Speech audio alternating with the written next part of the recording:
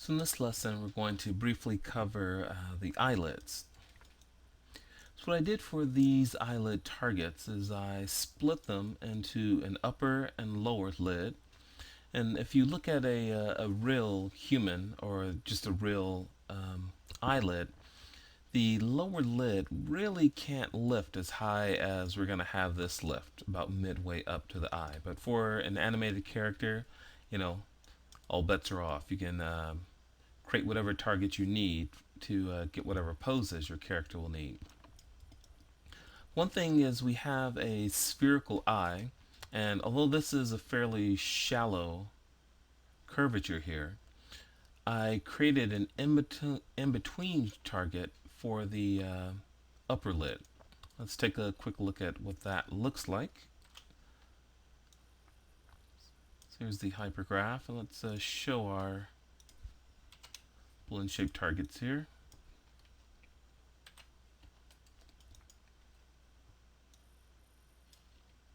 So here you can see we have a 50% shape where it's halfway down. Then I went in and created a 100% shape where it's completely closed. Now the way I did this is, since we have a spherical eye in this case,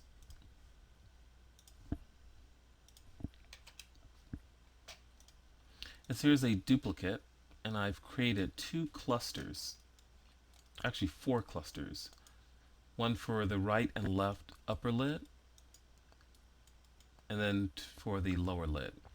And we have locators here which are centered on the spherical eye geometry, and then the locators are used as a replacement for the cluster handle. So what I could do then is I could simply go in, and since these clusters are centered on the eye, I could just rotate them, and that way I knew I would curve around the eyeball. So I simply set some keyframes on this cluster and adjusted the weights accordingly. Now for instance, at this pose, I duplicated this target out and saved it as an uplid 50 shape. And this I duplicated it and saved it as an uplid 100 shape. And then I applied the 50 and the 100 as an in-between blend shape. So I'm going to quickly go through that again and show you how I did this. Okay, I'll quickly delete the blend shape node that we've created. Okay, let's create new blend shapes.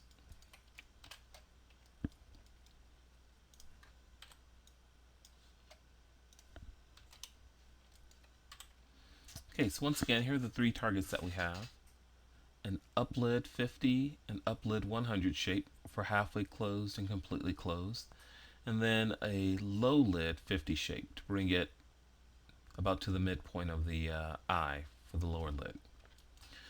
So I'm going to start by creating one blend shape using both the 50 and 100 uplid shapes. So I'm going to select both the targets, shift select the head geometry, and then select the form, create blend shape, and open the option box. Let's reset this to the defaults.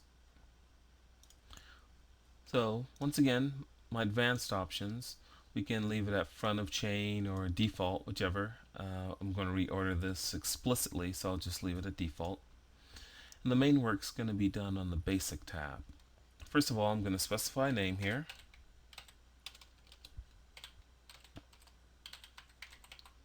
So Cave01 Eyelids. And since I have both the 50 and 100% targets selected, I'm going to create an in-between shape. So for the target shape options, select in between. What that means is it's going to take both shapes and dial them in successively through the range of 0 to 1 for the blend shape slider. So we'll hit create. So we have our eyelid slider. And there's our shape. You can see it's transitioning through the 50 and 100% shapes.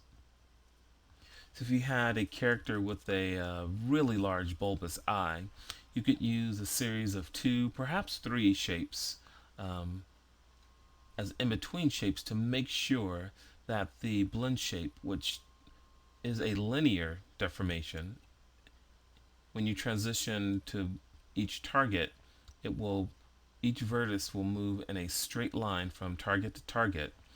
So using a series of in-between shapes, you can guarantee that it will curve around a surface.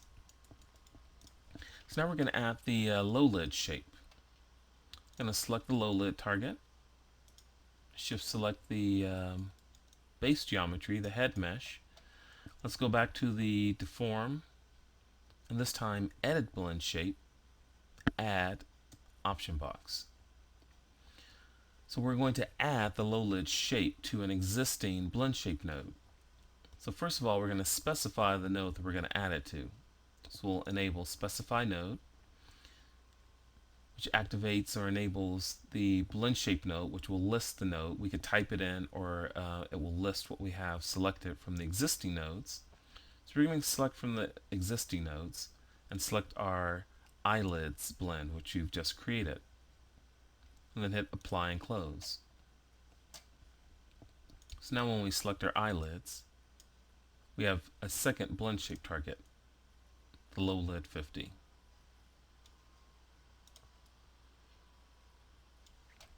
This is a very simple demo here. The main thing that we want to emphasize is that to get a blend shape, which is a linear deformation, the vertices move in a straight line from pose to pose or from target to target.